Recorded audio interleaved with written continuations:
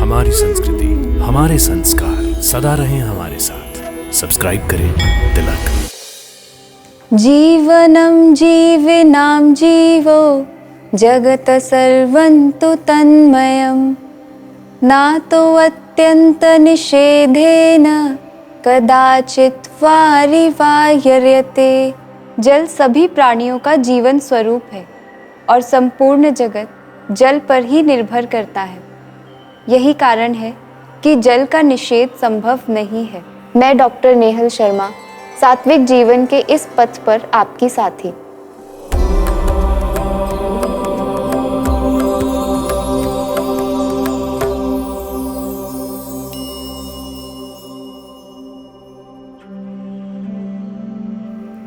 हरिओम।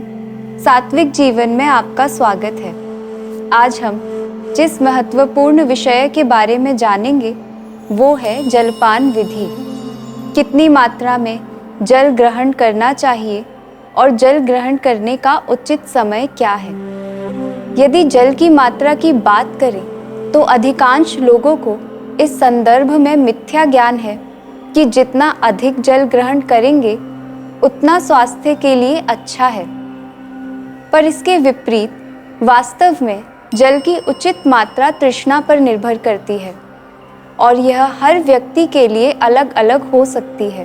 अतः 1, 2 या 3 लीटर मापकर नहीं, अपितु स्वास्थ्य बनाए रखने के लिए अपनी प्यास के अनुसार जल ग्रहण करना चाहिए।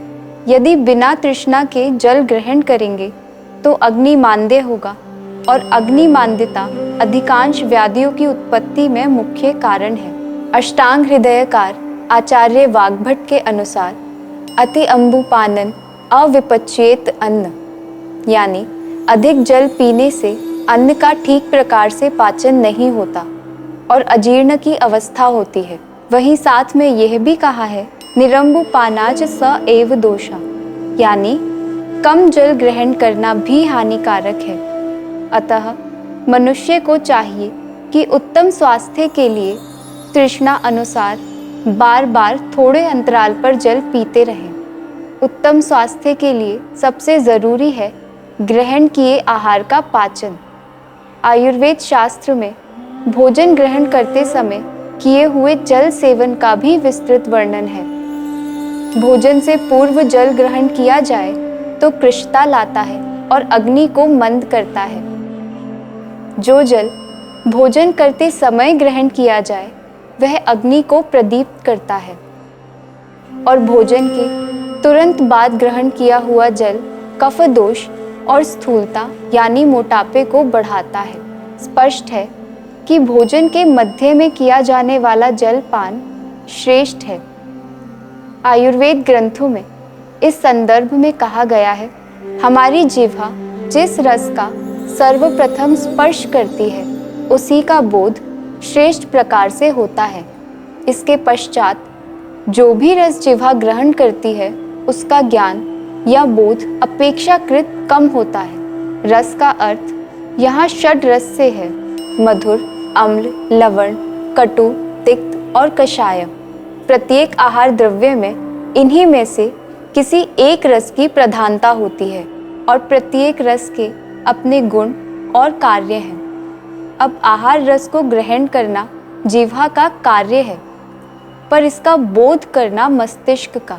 जिस रस का ग्रहण किया जाता है उसी के अनुरूप मस्तिष्क प्रतिक्रिया करता है और पाचन तंत्र को प्रभावित करता है और पाचन क्रिया को बढ़ाता या घटाता है। भोजन के बीच बीच में कम मात्रा में ग्रहण किया हुआ जल जिह्वा को शोधित करता है, जिससे हर ग्रास में उपस्थित आहार रस का ज्ञान ठीक प्रकार से होता है। आधुनिक मतानुसार यह गट ब्रेन कनेक्शन है, यानी हमारे मस्तिष्क और पाचन तंत्र का संबंध। आयुर्वेद शास्त्रों में कहा गया है, तृष्णा बलियसी घोरा सद्य प्राण विनाशिनी। अत्यंत प्यास बड़ी भयंकर होती है क्योंकि यह तुरंत प्राणों का नाश कर सकती है। इसलिए प्राणों को धारण करने के साधन जल का अवश्य ही सेवन करते रहना चाहिए। यदि आपको प्यास लगी है तो तुरंत जल का सेवन करें। इसे अनदेखा ना करें, क्योंकि हो सकता है कि बार बार अनदेखा करने पर डिहाइड्रेशन की स्थिति आ जाए, जो स्वास्थ्य के लिए अत्यंत हानिकारक है। स्वस्थ रहे, प्रसन्न रहे, आत्मा और परमात्मा के मिलन की इस सात्विक जीवन यात्रा में हमारे साथ बने रहिए। दिव्य शक्ति की कृपा हम सब पर बनी रहे। हरि ओम तत्सत।